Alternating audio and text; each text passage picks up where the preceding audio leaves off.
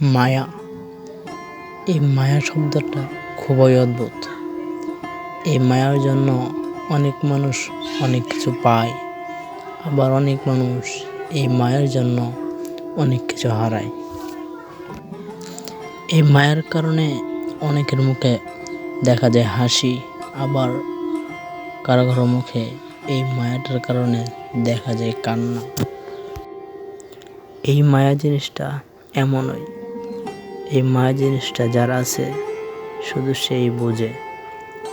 এই মায়া কখন যে কার প্রতি আসে সেটা বলা যায় না।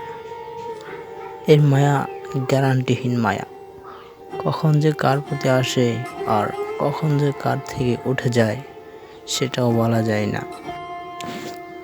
তবে কিছু কিছু মানুষ আছে যে এই মায়ার প্রতি এমন আসক্ত হয়, যার ফলে তার ওই আসক্তর কারণে সে তার নিজের জীবনের মায়াটাও ত্যাগ করতে রাজি হয়ে যায়।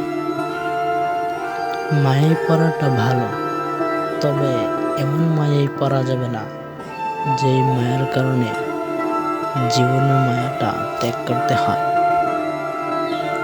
কিছু কিছু মানুষ আছে যে অতিরিক্ত মায়ায় পড়ে, আর এই অতিরিক্ত মায়ার পড়ার কারণে সে তার নিজের জীবনটাও ধ্বংসের দিকে টেনে দেয় এবং অন্যের জীবনটাও ধ্বংসের দিকে ঢেলে দেয়। অতএব আমাদের উচিত যে অতিরিক্ত মায়ায় না পড়া, আমাদের এমন মায়ায় পড়তে হবে যে মায়াটা আমাদের সকলের জন্যই উপকার করে, কারো জন্য যাতে ক্ষতিকারক না হয়। এই মায়া সম্পর্কে বলতে গেলে বলা যায় যে এই মায়াটা খুবই সহজ, আবার এই মায়াটা খুবই কঠিন। তবে আমাদেরকে সহজ দিকটা বেছে নিতে হবে।